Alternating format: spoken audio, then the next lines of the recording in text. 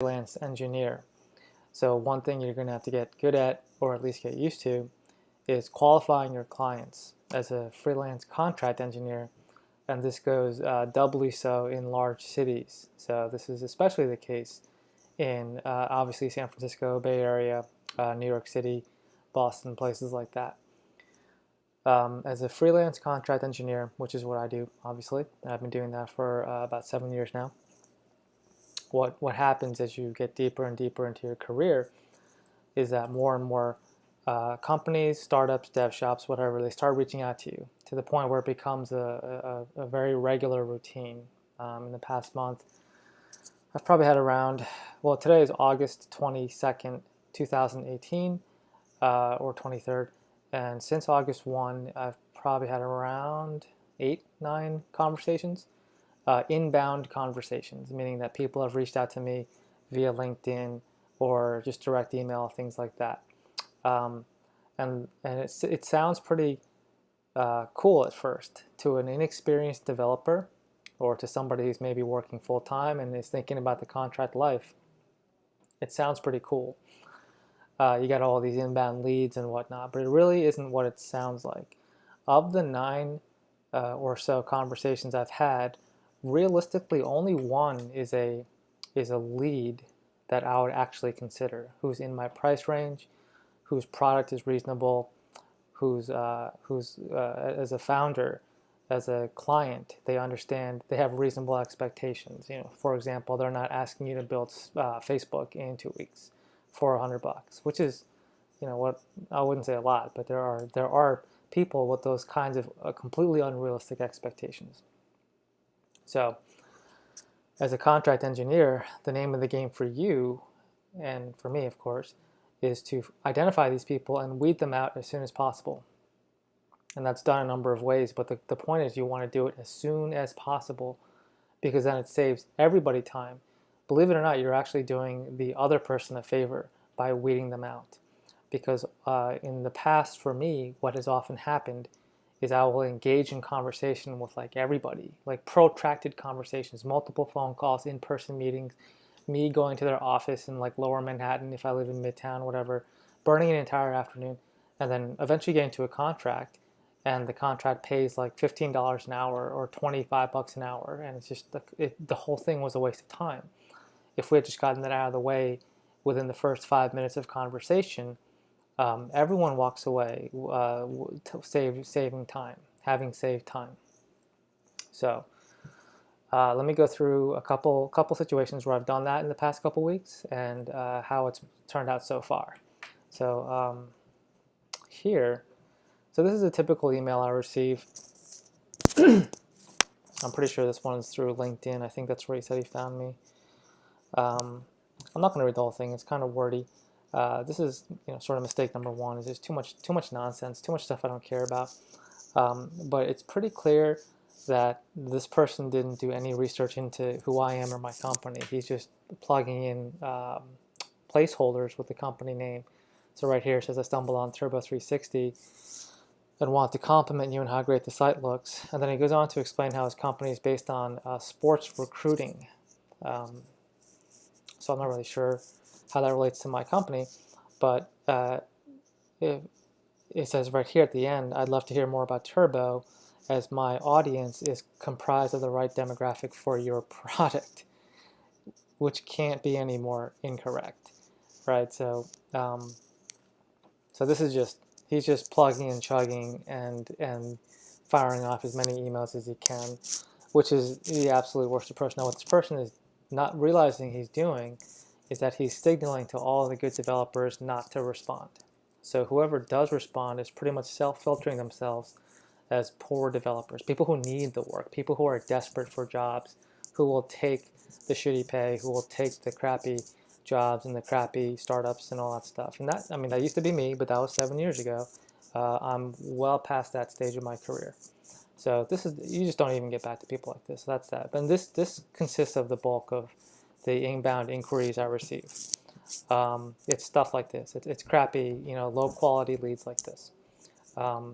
So this is not one of the conversations I was alluding to earlier in this video. I didn't actually follow back with this person.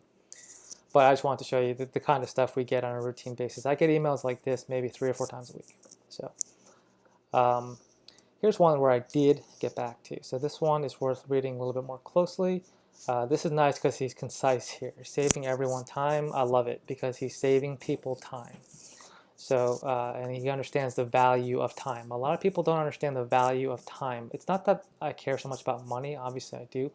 But money I can make back anytime. It's really never been a problem in my life making money. And so I'll just make money wherever I need to make money, and that's fine. I don't get my time back. I never get my time back. It's expired. Once I use it, it's expired, and I never get it back.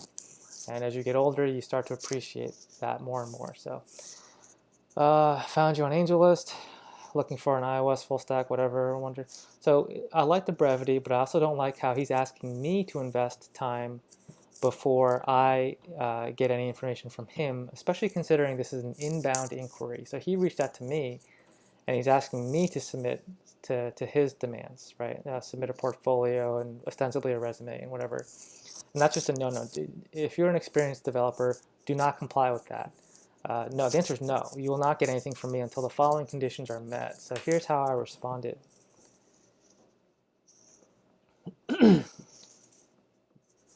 So first thing is first, you see how I'm putting the ball back on his court.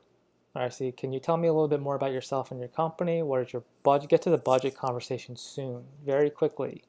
Don't be afraid to broach that issue. Bring it up as soon as you can. Do you have any website? So I'm now screening this person. I'm now asking this person to prove himself to be worthy of my time, right? And then at the end, I say, please be aware that the people I work with are, have budgets that are easily into 5 figures. My hourly rates want to get the numbers out there right away.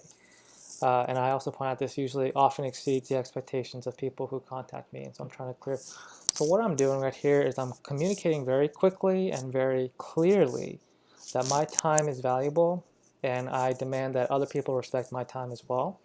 And if they don't, that's fine. I'm not going to cuss anyone out, but that'll just end the communication.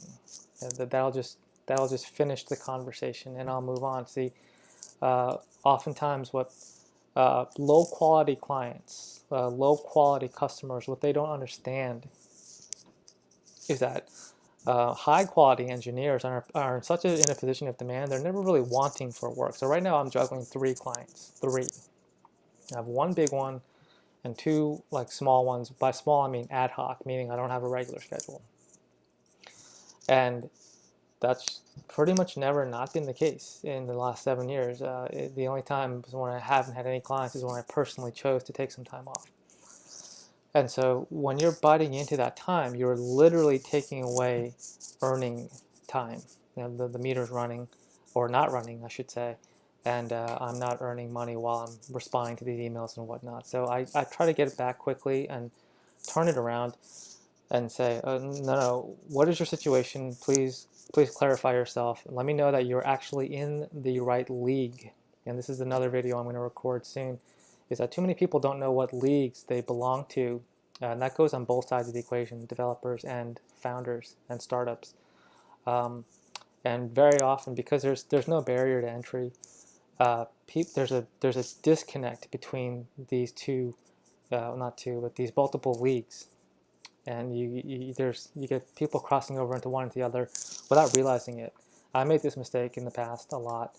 Now that I'm approaching a decade in the industry, I have a very, very good sense of what league I belong to, where I should be charging, what clients are beneath my league and which ones are above my league. If Google wanted me to put together, some really complex platform for their Kubernetes environment, like I'm not in that league yet. I'm not ready for that.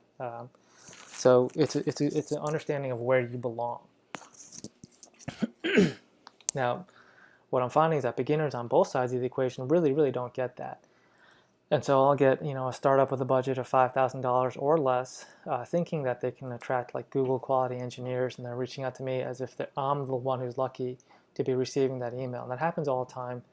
It used to irritate me, but now I just shake it off, because what am I going to do? Get mad every single time? Then I'll just be nothing but irritated, which isn't too far from the truth anyway. But the point is, you come to understand that this is a part of the game we play, and this comes with the territory. So the only thing you need to do is figure out how to adapt to it.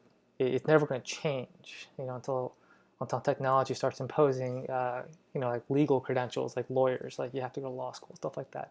That's never going to happen ever. So you have to just understand how to work within these environments. So this kind of correspondence has worked very well for me in the past. This guy did get back to me today in a positive fashion. I'll do a follow-up video on this and as to what the outcome of this. And that's it. So screening clients is very, very important. What you're doing here is you're protecting your time. Very important to understand that. Your time is the most valuable commodity you have after your skill. So it's really your skill and then your time. The mentality you need to avoid is the mentality of scarcity, the mentality of loss. So what less experienced freelancers, less experienced consultants do, people who are sort of new to this game, their concern is the following. They say, oh, but if I'm really blunt with this guy, if I'm a little bit too upfront, I might lose the client based on that. Like I might lose him because he thinks I'm being a little bit too brusque. That's a mentality of worry. It's kind of like always being afraid of losing your job. Like, oh, I'm afraid I'm gonna lose my job if I don't, if I don't work late, if I don't kiss ass, I'm gonna lose my job. And then the real concern there is like, what if it takes me forever to get the next job, right? Well, in a certain sense, that may be true, but if that happens, then the point is you never had the client in the first place. And the client wasn't a good one to begin with. A good client with the right budget and the right expectations, they don't think that way, unless you're egregiously rude and you're just violating all sorts of boundaries. Like that's different. I did not do this in this email. I was polite and I was to the point, right? I was professional, and I always am in my email. And that's why wouldn't you be? But if a person is turned off by sort of the bluntness of this email, then that person is not a good client. You should be happy that person didn't get back to you. You should be relieved that you didn't deal with the nonsense of what that client relationship would be like. So that mentality of fear, although I certainly understand it, especially if you're new, if you're a new engineer, you should understand. There are a lot of clients that you actually don't want, and your goal should be to identify the good clients who are in your league. That's number one. You got to make sure you're identifying them in the right league, and then work your way up the ladder, up those leagues. If you're starting out right now, you have to be a baseball fan to understand this, but if you're starting out right now, you're playing rookie ball, right? That means you shouldn't be approaching AAA teams, right? You're playing rookie ball, so approach the rookie ball league teams. These are like the $5,000 and less budgets, and just first-time founders and stuff like that. And then you've got single A ball, and then you've got double A, triple A, major leagues, right? So that's the progression. You first have to identify where you are, and then make sure you can identify the clientele in that league. Okay. So yeah, that's it. So screening clients, very, very important, and hopefully this video shed some light on that. There are a couple of other techniques I use to properly and quickly screen clients. I'll probably do a few more follow-up videos on that, but in the meantime,